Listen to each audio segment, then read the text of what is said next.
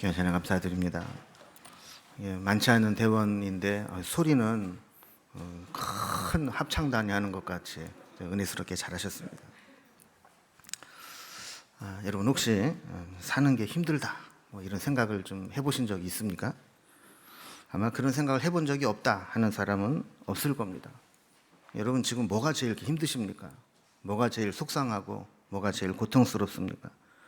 이 세상에는 다양한 고난이 존재하죠. 어떤 사람에게는 육신의 질병이, 어떤 사람에게는 경제적인 문제가, 어떤 사람에게는 자식의 문제가, 또 어떤 사람에게는 신앙생활하는 것 자체가, 그리고 어떤 사람에게는 뜻밖의 찾아온 사건과 고난이, 그리고 또 어떤 사람에게는 또 정신적으로 공황장애나 또 우울증으로 고생을 하는 사람들도 있습니다. 나이가 들어가면서 경험하는 것 중에 하나는 다른 사람의 고난에 공감하는 능력이 점점 더 많아진다는 겁니다. 나도 그런 고난을 경험했기 때문에, 또 나도 그런 힘든 시간을 겪어왔기 때문에, 또 나도 그런 비슷한 경험을 해보았기 때문에 드라마를 보거나 어떤 대담 프로를 통해서 이야기를 듣거나 또 직접 간증을 듣거나 할 때 감정이입이 되면서 깊이 공감하게 되어지는 것이죠.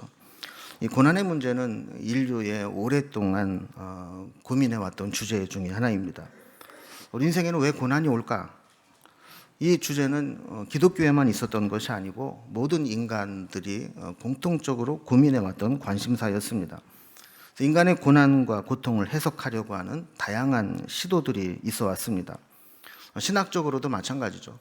하나님은 전능하신 분이고 사랑의 하나님이라는데 왜 하나님의 자녀들에게 이런 고통과 고난으로 힘들게 하시는가 하는 것들이 우리가 풀 수 없는 난제 중에 하나입니다.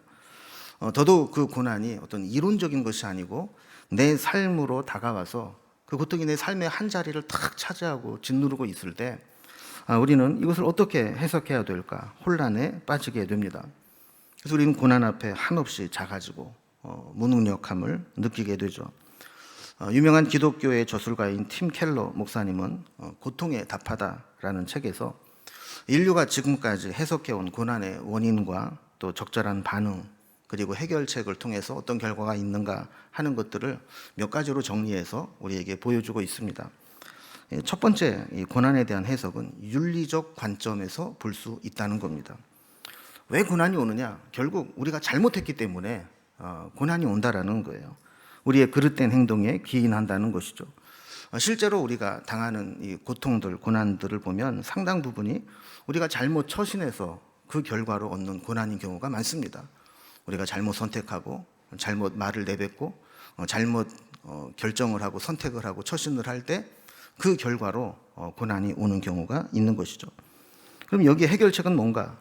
우리의 과오와 잘못을 고치고 선행으로 바꾸는 것이 이 고난을 이겨내는 방법이다. 이걸 만약 기독교적으로 접목을 시켜본다면 고난과 역경은 우리가 하나님의 뜻대로 살지 못하고 불순종하게 될 때 그 죄에 대한 결과로 나타나는 것이며 또 그릇된 행동에서 회개하고 돌이키라는 하나님의 경고와도 같은 것이다. 이렇게 볼 수도 있다는 겁니다. 두 번째 고난에 대한 해석은 자기 초월적 관점입니다.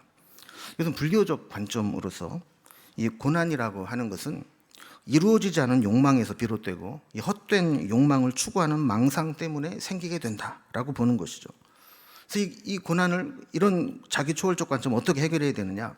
온갖 욕구와 아집이 해소되는 무념무상의 해탈의 경지에 이르는 것. 그러니까 집착을 내려놓고 욕심을 내려놓고 마음을 비우는 것. 이것이 고난을 이겨내는 길이다. 그래서 우리가 욕구가 막 들끓어오를 때 평정심을 되찾는 것. 이것이 고난의 해결이다라고 보는 겁니다. 세 번째는 숙명론적 관점입니다. 그래서 보통 이제 이슬람권에서 보는 관점인데 우리 인간의 고난이라고 하는 것은 우리가 알 수 없는 하나님의 어떤 신의 뜻, 그런 알라의 뜻에 의해서 우리에게 고난이 주어지는 거니까 어쩔 수 없이 그냥 숙명적으로 받아들여야 된다라고 본다라는 겁니다. 그래서 이 무슬림들, 이 중동 지역에서 가장 많이 쓰는 말 중에 하나가 인샬라라는 말 아니에요? 인샬라. 알라의 뜻대로, 신의 뜻대로. 모든 게 다 신의 뜻 뜻대로 되는 거니까 그냥 받아들여라 하는 이 숙명론적 태도입니다. 이 해결책은 뭐냐? 어떤 고난이든 내 의지대로 될 수 있는 게 아니고 신의 뜻으로 된 숙명이니까 그냥 받아들이고 이 고난이 지나갈 때까지 인내하며 기다리는 것이다. 이렇게 보는 겁니다. 네 번째, 이 고난에 대한 해석은 이원론적 관점입니다. 그래서 우주적, 영적 관점으로 이 세상을 어떤 선과 악의 대결이 있는 전쟁터로 보는 것이죠. 그래서 빛의 세력과 어둠의 세력이 충돌을 하고 이 어둠의 세력인 악한 권세가 이 세상에 고통을 준다라는 겁니다. 그래서 해결책은 뭐냐? 그러면 끊임없이 어둠에 오염된 것을 빛으로 정화시켜 나가는 것을 통해서 개선하는 수밖에 없다. 이렇게 본다라는 겁니다. 자, 다섯 번째, 이 고난에 대한 해석은 세속적 관점입니다. 자, 가만히 보니까 이 고난이라는 것은 아무에게나 뜻하지 않게 오더라. 우연히 발생하는 것이고 그 고난이 올 때 보니까 우리가 나아가야 될 길에 걸림돌이 되더라. 이렇게 해석을 한 겁니다. 그리고 이 고난을 해결하는 방법은 뭐냐? 우리가 그 고난을 이겨낼 수 있는, 해결할 수 있는 기술과 능력을 쌓아가서 우리가 고통을 관리하고 줄여나가는 것이다. 그리고 고통의 원인이 될 수 있는 것들을 찾아서 미리 예방함으로 고난이 우리에게 오지 않도록 막는 것이다. 이렇게 본다라는 거예요. 그럼 보면 다 일리가 있는 해석입니다. 고난에 대해서 깊은 성찰과 고민에서 나온 생각들이죠. 그렇다면 성경은 이 고난을 어떻게 해석하고 바라보고 있을까요? 팀 켈러 목사님은 이것을 기존의 모든 태도를 뒤집어 엎는 은혜의 관점으로 보아야 한다라고 이야기를 합니다. 자, 고난 속에 어떻게 우리가 은혜를 발견할 수 있는가? 여러분 어딘가에서 읽은 글인데 우리 고난이 오는 것을 이 비에 쏟아지는 것에 비유할 수 있다라는 거죠. 어떤 사람이 쏟아지는 비를 막고 있습니다. 근데 우리는 누구도 그 비를 그치게 할 수 있는 힘을 가지고 있는 사람은 없습니다.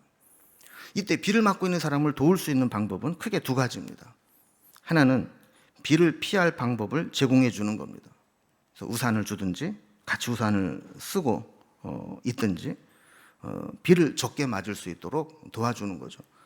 그런데 문제는 너무 비바람이 세차게 몰아오면 우산으로 해결되지 않는 문제가 생길 수 있다는 겁니다. 그래서 두 번째 방법이 필요한데 그것은 함께 비를 맞아주는 것입니다. 우산을 주는 물리적 도움이 아니라 함께 비를 맞아주고 고통의 현장으로 뛰어들어가 그와 함께 해주는 정서적 도움이 필요하다는 것이죠. 비가 그치고 난 후에 어떤 것이 더 고맙겠습니까? 성경은 우리가 고난을 통해서 하나님을 만날 수 있다고 가르칩니다. 하나님은 항상 우리 고난의 현장에 찾아오시고 그 고난 현장에서 우리와 함께 하시면서 우리 이겨낼 힘을 주신다는 거죠. 여러분 우리가 간증이라고 하는 것도 사실 대부분 그런 거 아닙니까? 나 하나님은 이렇게 평안하게 잘 살았어요. 이런 거 간증하는 사람은 별로 없어요. 내가 이런 고난이 있었고 이렇게 죽을 뻔하고 이렇게 힘든 시간을 보냈는데 그때 하나님이 나를 찾아오셔서 위로해 주시고 은혜를 주시고 내 삶을 바꿔주셨다. 이게 간증 아니겠습니까? 성경은 이렇게 고난의 현장에 하나님이 찾아오셔서 우리의 고난과 함께 아파하시고 우리 고난을 이겨낼 수 있도록 도와주시는 역사를 기록하고 있습니다. 구원의 모형이 되는 출애굽 사건이 어디에서 출발합니까? 애굽에서 종살이하면서 고통당하는 이스라엘 자손을 향해서 하나님이 관심을 가지시고 그들에게 내려오시는 것으로부터 구원이 시작됩니다. 출애굽기 3장 7절 8절을 보면 여호와께서 이르시되 내가 애굽에 있는 내 백성의 고통을 분명히 보고 그들이 그들의 감독자로 말미암아 부르짖음을 듣고 그 근심을 알고 내가 내려가서 그들을 애굽인의 손에서 건져내고 그들을 그 땅에서 인도하여 아름답고 광대한 땅, 젖과 꿀이 흐르는 땅, 곧 가나안 족속, 헷 족속, 아모리 족속, 브리스 족속, 히위 족속, 여부스 족속의 지방에 데려가려 하노라 그랬습니다.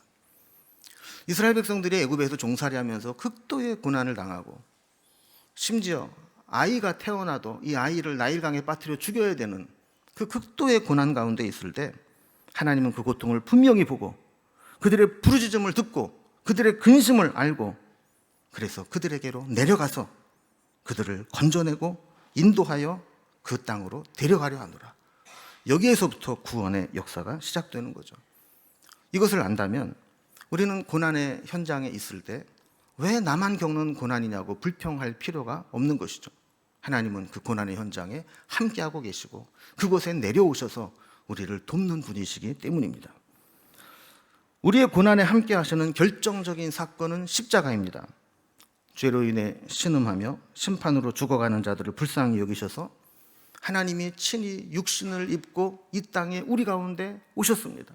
우리 인간과 같아지셨습니다. 뿐만 아니라 우리가 당해야 되는 모든 고난의 총체적 고통을 그 하나님이 대신 짊어지시고 감당해 주셨습니다.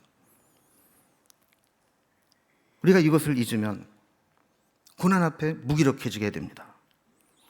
대부분의 사람들은 인생의 고난을 만나면 낙심하게 됩니다.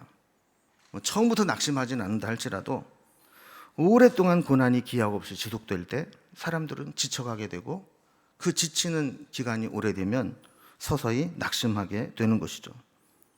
고린도후서 4장을 시작할 때에도 낙심한다라는 것으로부터 4장이 시작됩니다.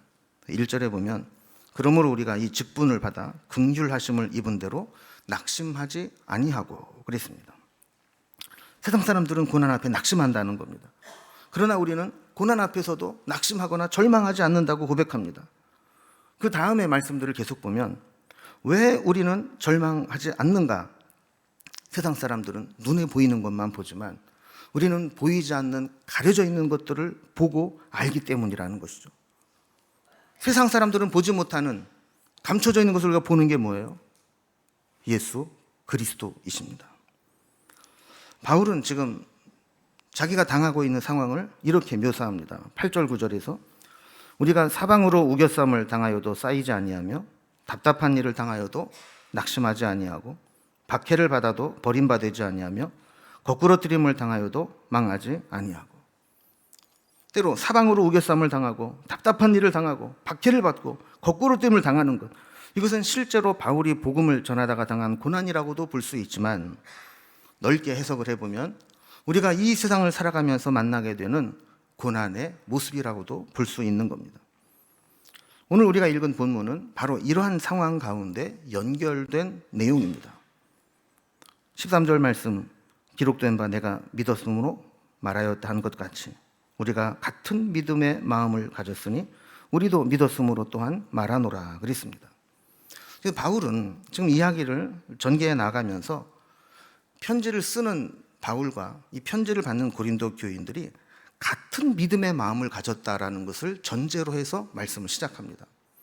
이 이야기는 뭐냐면 고난의 원인을 규명하고 해결하는 방식에 대해서 바울은 믿음에서부터 출발하고 믿음에서 이 고난의 문제를 해결하고자 했다라는 겁니다. 우리가 고난당할 때 어떤 믿음을 가져야 되는가? 14절에 보면 주 예수를 다시 살리시니가 예수와 함께 우리도 다시 살리사 너희와 함께 그 앞에 서게 하실 줄을 아노라 그랬습니다. 자, 예수님은 우리가 당해야 되는 고난의 현장에 직접 육신의 몸을 입고 오셔서 우리가 받아야 될 모든 죄의 저주와 심판을 당하시고 죽으셨습니다. 그런데 하나님은 그것으로 끝나신 것이 아니라 그 죽은 예수 그리스도를 다시 살리셨는데 그 예수를 살리신 하나님께서 우리도 살리신다라는 거예요. 여러분, 우리가 이 세상에 당하는 고난의 끝판이 뭡니까? 하나님으로부터 저주를 받고 죽음에 이르는 것 아니겠어요? 이것을 이겨내게 하신 하나님, 이 저주에서 다시 살리신 하나님, 그 하나님을 아는 믿음, 그 믿음이 우리에게 공유되고 있다는 거예요. 그러면서 이 믿음을 가지고 내가 이 고난의 문제를 이야기하겠다라는 겁니다. 그러면서 네 가지 대비가 되는 사건들을 설명하면서 우리의 믿음의 재정비를 하도록 말씀합니다. 이 네 가지 대비에 나타난 진리를 깨달을 수만 있다면 우리는 고난 가운데도 낙심하지 않을 수 있다는 것이죠. 첫 번째 대조는 겉사람과 속사람의 대조입니다. 우리 겉사람은 날마다 시간이 갈수록 낡아지지만 우리의 속사람은 새로워질 수 있다는 거예요. 조금 어렵고 복잡한 개념이긴 하지만 성경은 우리 인간을 겉으로 드러나 있는 겉사람과 겉으로 드러나지 않는 속사람으로 구분을 합니다. 16절 말씀 보면 그러므로 우리가 낙심하지 아니하노니 우리의 겉사람은 낡아지나 우리의 속사람은 날로 새로워지도다 라고 했습니다. 겉사람이 낡아지는 것 당연한 일이죠. 그런데 보이지 않는 곳에 우리 속사람은 그 과정을 통해 새로워질 수 있다라는 겁니다. 우리 소망 중에 하나는 나이가 들 때 좀 멋지게 나이가 들고 싶은 것 아니겠습니까? 나이가 들면서 막 추해지고 저렇게 나이 들면 안 되겠다 이런 게 아니라 저렇게 나이 들면 나이 드는 것도 괜찮네 싶은 생각이 드는 그런 나이들도 있을 겁니다. 그러면 고난을 많이 당하면 대부분은 어쩔 수 없이 겉사람이 늙습니다. 때로는 원래 나이보다 더 들어 보이기도 하고 또 그 사람의 인상이 바뀌어서 못 알아볼 수도 있습니다. 룻기를 통해서 볼 때 나오미가 모압 땅에 갔다가 돌아오는데 사람들이 잘 못 알아봅니다. 저게 나오미 맞냐? 이러고 의아해하는 거예요. 그동안 모압에서 얼마나 고생을 했는지 얼굴로 그 고난이 다 나타난다라는 것이죠. 또 고생을 하고 몸을 혹사하면 나이가 들어서 더 아픈 곳이 많을 수도 있습니다. 그러나 중요한 것은 우리 인간은 이런 겉모양만 가지고 평가하는 것이 아니라는 겁니다. 특히 하나님은 우리를 겉사람으로 평가하는 분이 아니라 속사람으로 평가하신다는 거예요. 그래서 고난을 믿음으로 이겨낸 사람은 겉사람에게 고생한 흔적이 남을 수는 있지만 보이지 않는 속사람은 날로 새로워진다라고 말씀하는 겁니다. 여러분, 여기에서 새로워진다라는 헬라어 아나카이논타이라는 말은 헬라어 문법으로 현재형이며 수동태를 쓰고 있습니다. 그러니까 헬라어 문법상 이 현재형을 쓴다라고 하는 것은 삶의 여정에서 반복적이고 지속적으로 새로워지는 작용이 일어나고 있다라는 것을 설명하는 것이고, 수동태를 썼다라는 얘기는 새롭게 변화시키는 주체가 내가 아니고 하나님이 나를 새롭게 하신다는 것을 의미한다는 거예요. 그러니까 나이가 들면서 저절로 겉사람은 낡아지고 후패해지죠. 그러나 속사람은 날마다 하나님과의 교제를 통해서 그 하나님이 우리를 새롭게 변화시키고 새롭게 하시는 역사를 우리가 피동적으로 수동적으로 경험하게 된다는 거예요. 우리가 고난을 당할 때 우리는 더 주님께 가까이 갑니다. 고난을 통해서 우리는 더 주님과 지속적으로 교제하게 됩니다. 그럴 때 주님이 우리를 만져주시고 우리 속사람을 새롭게 하시는 것을 경험하게 된다는 겁니다. 여러분, 이 멋진 변화, 이 고귀한 새로워짐이 우리에게서 날마다 일어나서 속사람이 날마다 새로워지기를 주님의 이름으로 기원합니다. 두 번째 대조는 환난과 영광의 대조입니다. 환난은 잠시 받는 가벼운 것이고 그것을 이겨나고 났을 때 받을 영광은 영원하고 크고 중한 것이다. 이렇게 대조를 해요. 여러분, 우리는 고난을 당하면 그 고난에 갇히기 쉽습니다. 내가 당한 고난밖에는 안 보입니다. 우리 속담에 보면 남의 연병이 내 곱불만 못하다 하는 게 있어요. 아무리 큰 연병과 같은 고난이라도 그게 내게 아니고 남이 당한 고난이라면 내가 지금 감기 걸리는 것 같이 작은 질병만큼 절박하게 느끼지 못한다라는 것이죠. 사람은 내가 고난당하면 그냥 거기에 갇히게 돼요.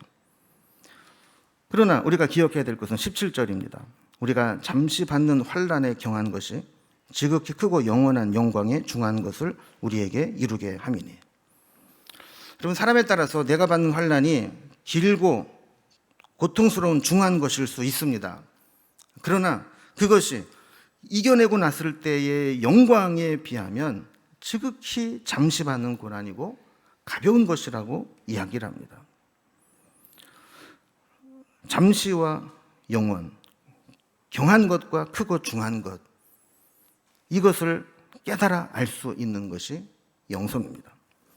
로마서 8장 18절에도 보면 생각하건대 현재의 고난은 장차 우리에게 나타날 영광과 비교할 수 없도다라고 이야기합니다. 여러분, 성경은 어디에도 믿는 자에게는 환난과 고난에서 면제시켜주고 제외시켜준다고 약속한 부분이 없습니다. 누구에게나 고난은 올 수 있지만 그러나 믿음으로 사는 자는 반드시 이겨내고 그것을 능가하는 영원한 영광을 맞이하게 될 것이라고 약속해주고 계시는 거죠. 우리도 삶이 힘들고 고난을 당할 때 내가 이것을 믿음으로 이겨낼 때 하나님이 어떤 영광을 주실 것인가를 바라봐야 한다는 겁니다. 세 번째 비교는 보이는 것과 보이지 않는 것의 비교입니다. 보이는 것은 잠깐이고 보이지 않는 것은 영원하다 그랬습니다. 그리고 사람은 본능적으로 보이는 것을 중요하게 여기고 보이는 것을 집착합니다. 그 보이는 것으로 다른 사람을 판단하고 보이는 것으로 생각합니다. 1926년 성당에서 미사를 마치고 돌아가던 한 노인이 바르셀로나 거리에서 노면 전차인 트램에 치이는 사고를 당합니다. 전차 운전사가 내려서 보니까 낡고 지저분한 행색을 보고 분명히 연고자가 없는 불황자나 노숙자일 거다 판단을 해서 한쪽 길 옆에 팽개치고 떠나가 버렸습니다. 다행히 이 장면을 목격한 사람들이 병원으로 데려가기 위해서 택시를 잡는데 택시도 이 사람이 노숙자라고 생각을 했는지 3번이나 승차 거부를 하고 그냥 가버리고 말았습니다. 경찰의 도움으로 간신히 택시에 타서 병원을 찾았지만 그 사람의 행색을 보고는 치료를 거부합니다. 두 병원에서 쫓겨나서 어쩔 수 없이 빈민들이 치료받는 아주 상황이 열악한 무상병원으로 입원을 하게 되죠. 근데 거기에서도 신분증을 가지고 가지 않은 이 사람은 치료를 받지 못하고 후순위로 계속 밀리게 됩니다. 뒤늦게 그 사람을 알아본 자들이 있었는데 그가 누구냐면 바로 유명한 천재 건축가 안토니 가우디라는 사람입니다. 사람들이 그에게 이제 권유를 합니다. 당신이 누군지 알았으니까 이렇게 죽어가면 안 된다. 큰 병원에 가서 제대로 치료를 받아보자. 그랬는데 거절합니다. 거절한 이유를 이렇게 이야기하죠. 옷차림을 보고 판단하는 이들에게 그래서 이 거지 같은 아우디가 이런 곳에도 죽는다는 걸 보여주게 하라 하는 겁니다. 자기가 당해보니까 이 세상 사람들은 겉사람만 보고 판단하더라는 겁니다. 그래서 이곳이 겉사람을 보고 이렇게 거지 같은 행색을 하고 있는 사람은 치료도 제대로 받지 못하고 죽어간다는 것을 알려라. 내 죽음이 이 사회에 울리는 경종이 되라.